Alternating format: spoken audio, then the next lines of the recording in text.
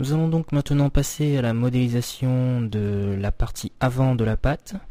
Donc je vais copier les différentes pièces détachées qui va me servir à construire cette patte avant.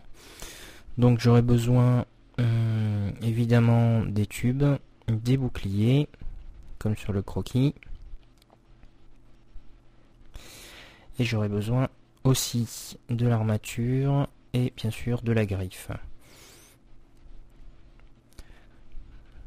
Donc je me copie tous ces éléments maintenant pour masquer les autres et pouvoir travailler beaucoup plus facilement par la suite. Voilà. Donc je copie enfin mon armature comme ceci et je vais pouvoir commencer cette modélisation. Donc si vous vous rappelez bien, sur le croquis principal, donc la patte s'articule en deux parties. Donc on pourrait considérer qu'on a la première partie qui est l'avant-bras un peu du robot. Donc c'est cette partie que l'on va commencer. Et pour cela, je vais utiliser l'armature et lui appliquer des transformations principalement de courbes pour lui donner plus de souplesse. Et pour donner un peu cette forme justement d'avant-bras avec le haut de l'avant-bras qui est légèrement gonflé, comme s'il y avait des muscles. Donc j'utilise évidemment courbe et compression pour pouvoir, comme vous pouvez le constater, donner ce mouvement à mon armature. Je rétracte l'historique. Et je vais à présent répéter une transformation qui s'appelle effiler, qui va me permettre, comme vous pouvez le constater, donc d'effiler la forme, comme son nom l'indique. Donc je contrôle toujours le résultat dans mon outil perspective pour pouvoir donner, se rapprocher un maximum de la forme décidée sur le croquis initial. Voilà. Et lorsque j'ai bien défini ma forme, je vais tout simplement la dupliquer pour pouvoir réaliser plus facilement l'avant-bras. Donc la duplication avec l'outil miroir sur l'axe X. Voilà. Je le déplace.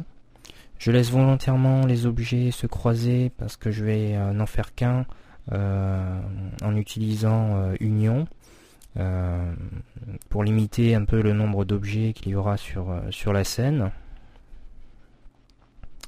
Je vais quand même me garder une copie de cette armature transformée car elle va sûrement me servir par la suite, ce qui m'évitera de répéter les transformations. Et je vais chercher, comme je l'ai dit, dans Objet composé, donc booléen, et je vais choisir Union. Et en cliquant sur l'objet B, je me retrouve avec un seul objet. Donc cette armature, je vais lui donner la couleur, comme tout à l'heure pour la modélisation de la tête, une couleur différente, qui voudra dire que c'est mon objet finalisé. Et je vais continuer la modélisation. Donc je vais récupérer le tube qui va me permettre de faire l'extension de cette armature. Ça va me permettre de faire le lien entre l'armature et la griffe que l'on placera à la fin. Donc je le place au centre de l'armature. Et je vais faire en sorte d'agrandir cette forme pour qu'elle se confonde avec les extrémités de l'armature. Donc comme si on n'avait plus qu'une seule forme au final. Le but étant bien sûr de donner l'illusion. On va évidemment pas voir le robot en détail dans une vidéo ou dans une animation. Donc on peut se permettre ce genre d'accident, on va dire, de construction. Je vais tout simplement cacher l'espace de dessous l'armature avec le piston, que je vais laisser placer de cette façon pour l'instant. Je vérifie le résultat. Voilà. Et je vais pouvoir commencer l'habillage de l'armature. À savoir que sur le croquis, on avait nos éléments, donc ce qu'on avait appelé les boucliers avec les trous d'aération. Donc on va pouvoir l'habiller. Auparavant, je vais donner un peu de mouvement à ce tube avant avec l'outil courbure. Et je vais lui donner le début du mouvement de la griffe en fait, donc un mouvement vers le bas. Comme ceci. De côté. Voilà. Donc on a bien un suivi entre la courbe de l'armature et la courbe de ce tube. Voilà. Je vais maintenant remettre la bonne couleur à l'amortisseur que je vais laisser tel quel. Hein. Ça va me servir de bouche-trou entre guillemets sous cette patte. Sachant que de toute façon on ne verra que la partie supérieure de la patte dans la vidéo. Et je vais commencer à habiller l'armature. Donc je récupère mon élément bouclier troué avec l'aération et je vais tout simplement le placer de façon à habiller en fait l'armature des deux côtés. Donc je vais faire cette opération sur un côté. Donc je vais l'agrandir et le placer le plus proche possible de l'armature, donc sans que ça se croise. Voilà, je contrôle. Donc le plus proche. Et étant donné que l'armature a déjà subi une transformation de courbe, je vais devoir faire exactement la même opération sur le bouclier pour pas qu'on ait l'impression qu'on a posé des objets comme ça au fur et à mesure. Il faut vraiment que l'objet soit intégré. Voilà, je vais l'agrandir un peu pour couvrir maximum de surface de cette armature.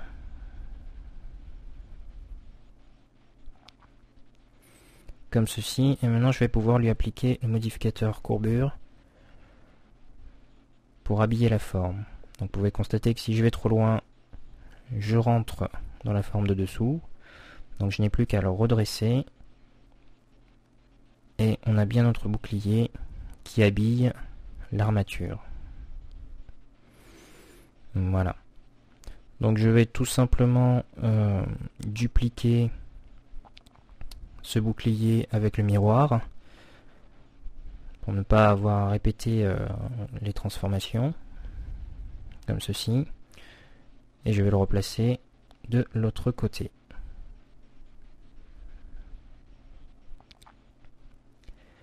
Comme ceci.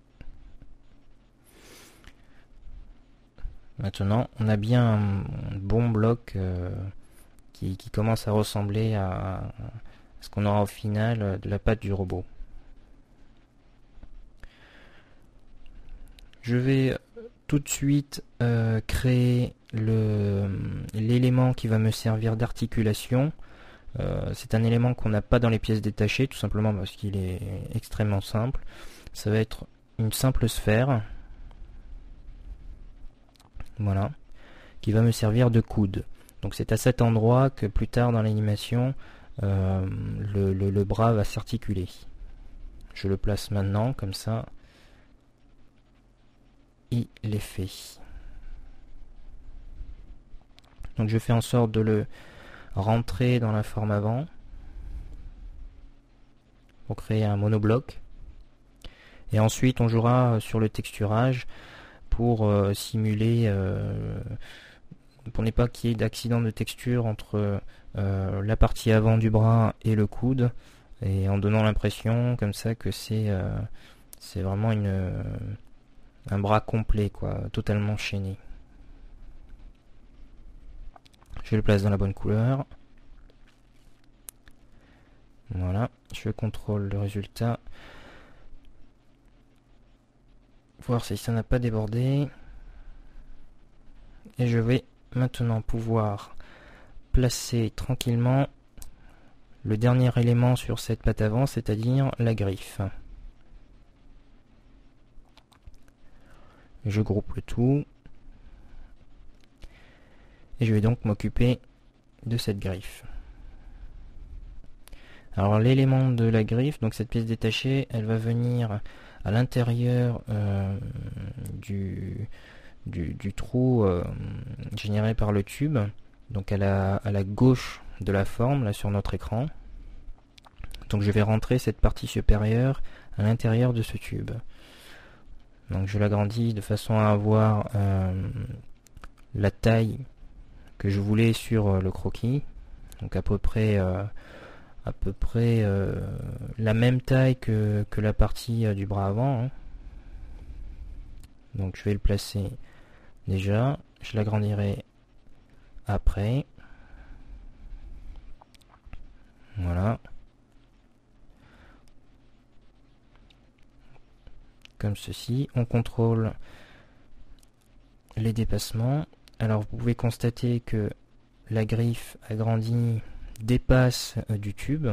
Donc au lieu de pallier à cet accident, on va plutôt jouer avec, c'est-à-dire pour intégrer beaucoup plus cette griffe à la patte avant, je vais utiliser ce dépassement et l'habiller avec l'élément armature pour vraiment qu'on ait l'idée d'un seul monobloc sur cet avant-bras. Je le place dans la couleur et je vais utiliser l'élément armature que j'ai copié tout à l'heure, donc qui a déjà subi les transformations, et cet élément va me permettre de faire le lien final entre la partie de l'avant-bras et la griffe. Donc je vais utiliser en fait les rainures de cet élément pour créer une espèce de câblage entre guillemets juste au-dessus de la griffe. Donc je vais le placer sur la partie supérieure parce que ce sera la partie la plus visible. Donc je le déforme tout simplement avec les outils d'Omotessi et je vais le placer en liaison entre mes deux éléments.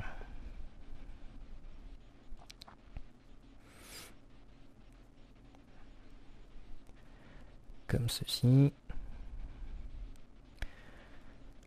Et vous allez donc voir comment on peut jouer avec des accidents de croisement d'objets. Donc j'agrandis. Voilà, ici vous avez un aperçu. On va finaliser le rendu. Donc je le réduis. Et vous avez donc bien cette idée de câblage qui va garder la griffe accrochée à l'avant-bras. Je vais évidemment unir ces deux objets pour n'en faire qu'un, pour limiter le nombre d'objets sur la scène, hein. Toujours le même principe. Donc un objet composé,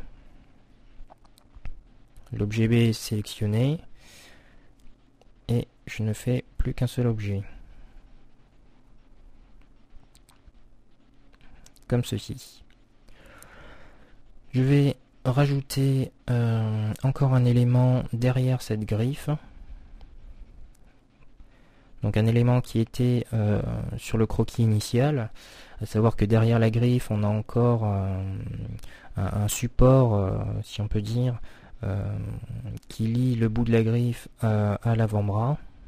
Donc pour cela je vais utiliser un objet que j'ai déjà, donc le tube, avec les trois intersections, et je vais le transformer dans ses plus extrêmes limites.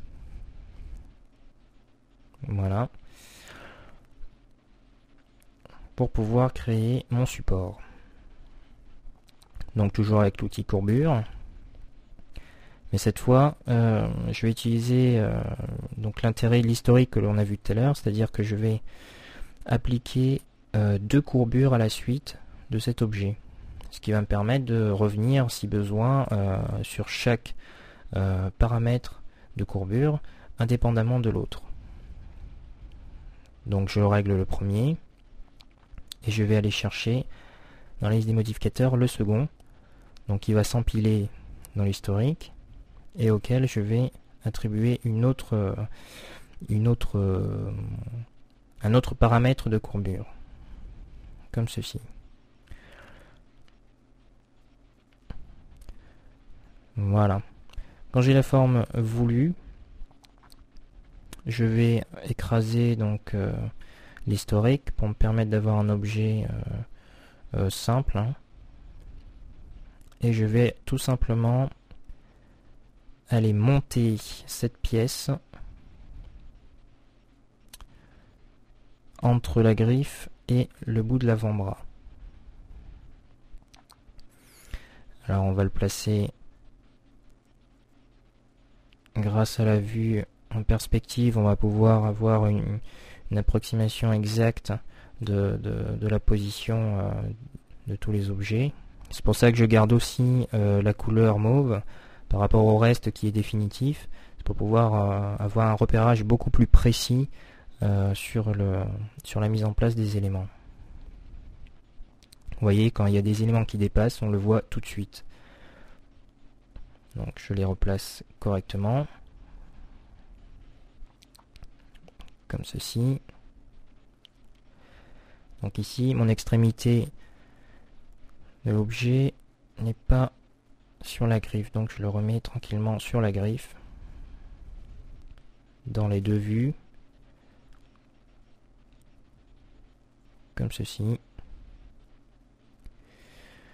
Et on a bien le raccord. Je vais faire comme tout à l'heure, c'est-à-dire réunir ce nouvel objet sur l'élément de la griffe avec l'objet booléen comme tout à l'heure et en union.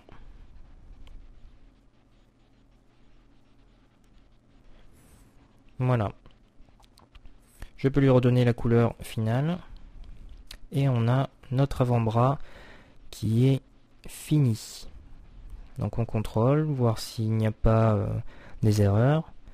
Et on va pouvoir commencer tranquillement la modélisation de la deuxième partie de cette patte. Donc qui va correspondre un peu à la partie biceps et épaules.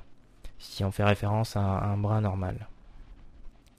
Donc pour la modélisation de cette autre partie de la patte, je vais tout simplement partir de la base que l'on a déjà réalisée, c'est-à-dire l'avant-bras, mais sans la griffe et sans le coude. Donc, bon, j'enlève ça, ça ne me sert plus. Et je vais récupérer uniquement la partie centrale. Ça va me servir de base. Je la duplique donc en maintenant la touche majuscule enfoncée. Je vais grouper ces objets dupliqués. Je vais appeler patte 2 pour pouvoir me repérer. Et je vais maintenant m'attaquer à la partie haute de la patte. Alors je vais placer les éléments grossièrement dans leur position finale pour pouvoir avoir une vue de ce qui va être vu lors de l'animation et des parties cachées en fait, pour pouvoir les travailler ou ne pas les travailler. Donc je place mon avant-bras dans sa quasi-position finale, comme ceci. Et l'objet que j'ai dupliqué, qui va être le haut de cet avant-bras, je vais tout simplement le retourner. C'est-à-dire que vu de face, la patte, on aura l'impression que les deux parties sont différentes, puisqu'on ne verra jamais la même face, quelle que soit la position de la caméra. Donc je la retourne, comme ceci. Et pour donner l'illusion que l'on a modélisé un autre élément, je vais appliquer quelques transformations sur les éléments. Donc ici je vais jouer sur des homothéties, soit sur l'armature ou le raccord tube du haut là. Et ça va suffire à créer le haut de la patte sans avoir à refaire toutes les modifications que l'on a faites avec les pièces détachées initiales pour arriver à la patte avant par exemple.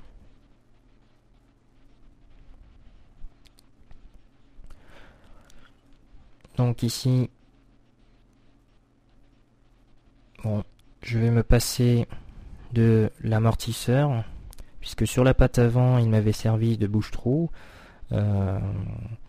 mais ici vu qu'il va être vu en premier plan, je préfère l'enlever et habiller autrement les éléments. Je vais utiliser les pièces détachées armature pour pouvoir coller le plus possible au croquis initial. Donc je vais aller chercher, voilà, ma pièce initiale armature que je copie et qui va me servir à habiller ce biceps en gros. Il faut que je recrée en fait de la masse, hein, du volume, donc sur la partie avant de ce biceps. Donc comme tout à l'heure, je vais appliquer des modificateurs courbure pour donner un peu plus de souplesse à l'objet. Voilà. Et je vais le placer donc du côté gauche puisque je ferai une copie miroir pour avoir exactement le même objet de l'autre côté. Donc je le place.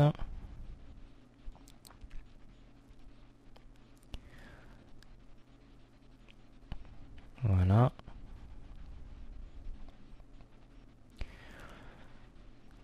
Je vais masquer la tête, ce qu'elle ne me sert plus.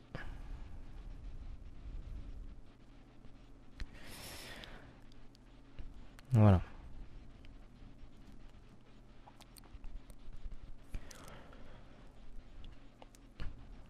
Donc je retourne l'outil armature donc pour que soient visibles les rainures.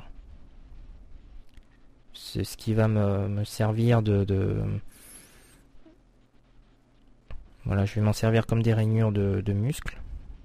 Et je les intègre d'un côté et de l'autre exactement comme pour la tête, c'est-à-dire que les extrémités vont me servir de liaison entre les éléments, comme ceci.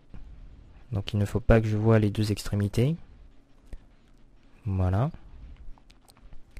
Une fois que j'ai placé et vérifié que ça ne dépasse pas, je vais pouvoir tout simplement dupliquer en miroir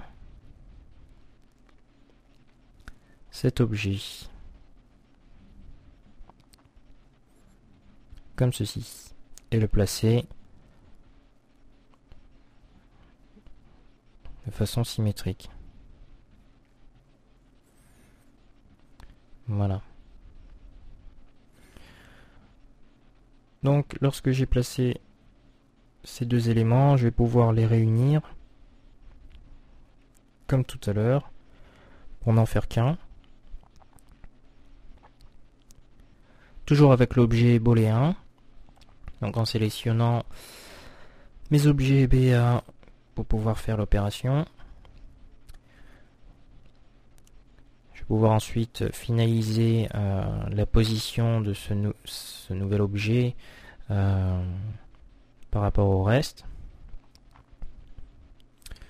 Et ensuite, sur cette partie haute de la patte, il ne me restera plus qu'à créer un dernier objet qui va me servir de jonction entre cette partie et la sphère qui est le point d'articulation de la patte. Donc je vais aller chercher mon tube avec les trois intersections. Voilà. Et c'est ce tube que je vais transformer quasiment de la même façon que la patte avant, c'est-à-dire avec une courbure, en lui donnant un mouvement. Et c'est cet objet qui va me servir de jonction. L'intérêt d'avoir fait un objet avec trois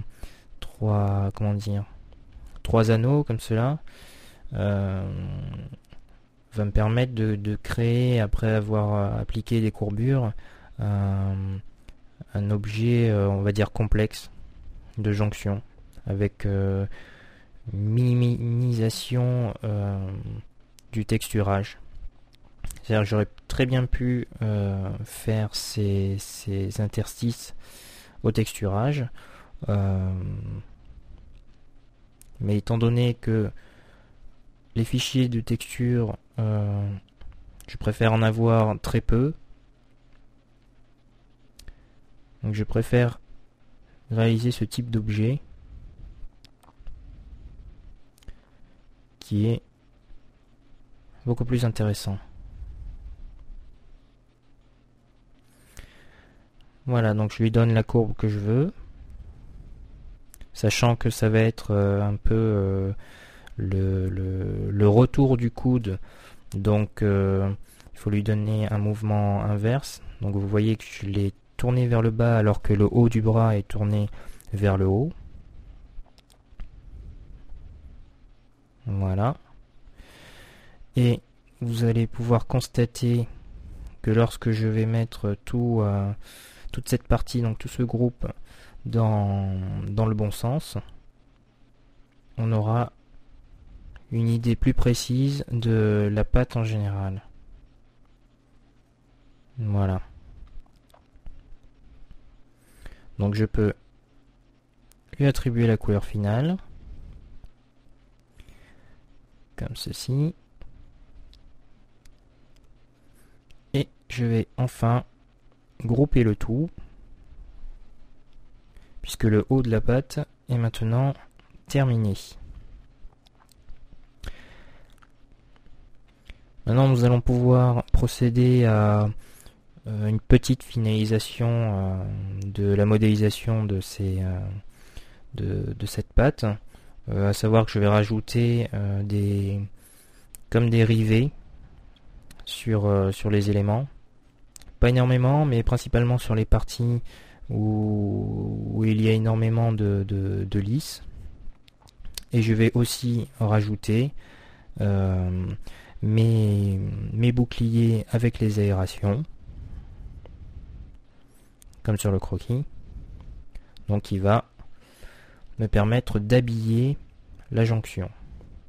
Donc comme vous pouvez le voir, je suis en train de placer les éléments dans leur position quasi finale. Donc le but étant de rentrer la jonction que je viens de créer à l'intérieur de la sphère, donc qui est le coude, comme ceci. Et dès à présent, vous pouvez déjà avoir une idée de la forme de la pâte. Donc comme je vous le disais, il y a des parties lisses, donc la jonction est quasi lisse, mais sur le croquis, c'est la partie qui va être habillée avec les boucliers.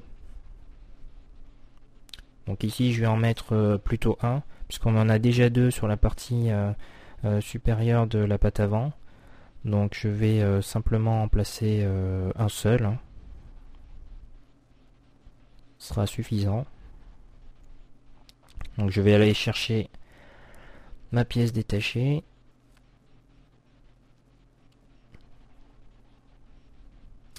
En faisant apparaître tout. Donc je récupère mon bouclier aération. J'en fais toujours une copie pour garder mes pièces détachées intactes. Voilà. Et je vais procéder aux transformations de ce bouclier exactement comme tout à l'heure, c'est-à-dire que je vais le rapprocher le plus possible de l'objet à habiller, entre guillemets, et ensuite je lui appliquerai les transformations nécessaires, à savoir courbure, pour pouvoir le rapprocher, l'envelopper sur le tube qui fait la jonction. Donc je me l'agrandis suffisamment pour pouvoir me le placer directement.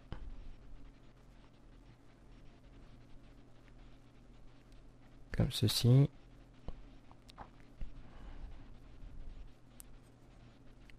Voilà. Je contrôle de côté.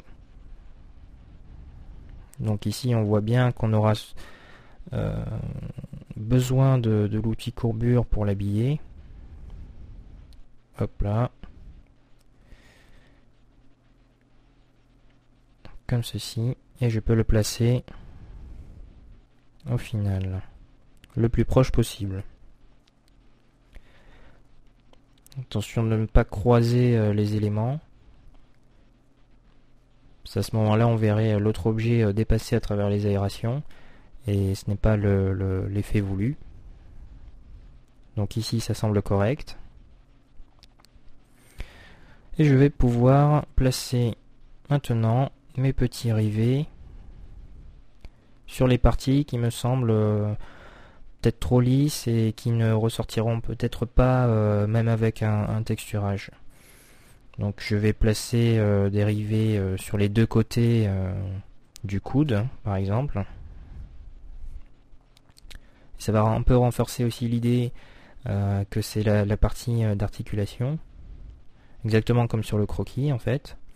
Donc ces rivets, je vais les faire tout simplement avec l'outil citerne, ce qui se rapproche le plus des rivets. Voilà. Donc je me mets du côté gauche pour pouvoir avoir la position déjà prête par rapport au coude. Il ne restera plus qu'à le rapprocher. Donc ici l'objet citerne va me permettre, comme il est bombé des deux côtés, il va me permettre quand même d'enfoncer en fait l'objet à l'intérieur de la sphère et de simuler le fait qu'elle est vissée sur l'objet.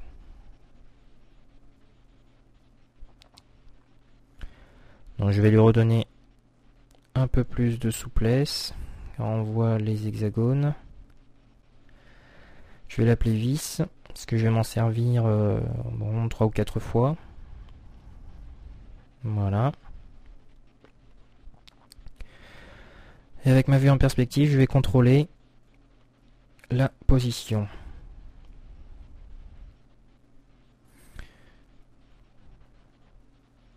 Voilà, je vais l'intégrer. Donc je regarde de côté. Si l'objet est assez enfoncé.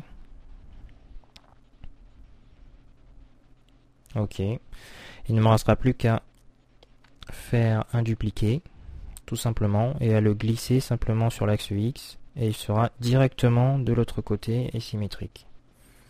Donc je vais répéter l'opération, je vais le placer comme ceci, hop là, de façon à avoir la seconde partie bombée à l'intérieur de la sphère. Je vais la dupliquer encore, et je vais placer les derniers rivets sur la partie haute de la patte, c'est-à-dire sur la jonction supérieure, qui sera juste avant la tête en fait.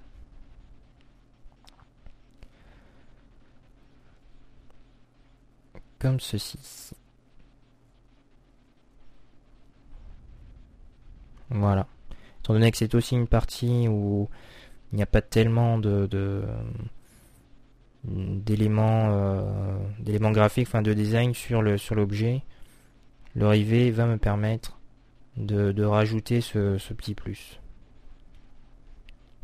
Donc comme tout à l'heure, je le place de façon à l'enfoncer de moitié dans l'objet.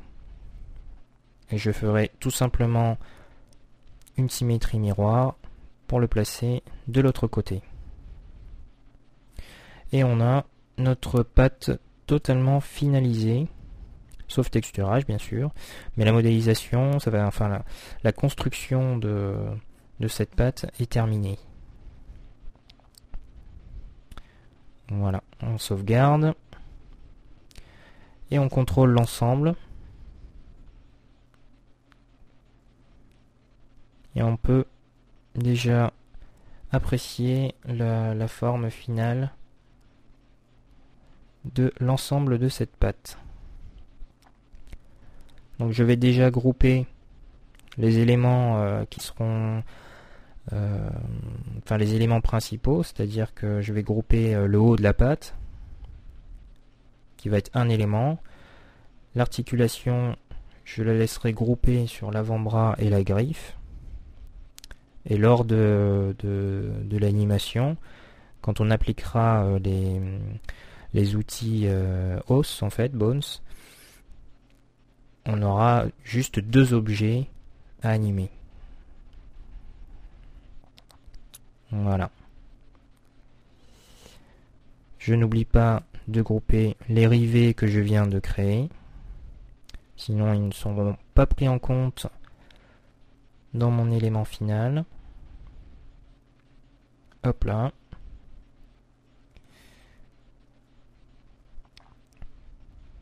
Et j'ai mon fichier qui est totalement prêt. Patte bas. Voilà, donc maintenant nous allons pouvoir passer directement au texturage donc dans Photoshop, car la construction totale du robot, étant donné qu'on va utiliser les mêmes pattes pour les trois, je préfère faire le texturage et ensuite on dupliquera les éléments par la suite.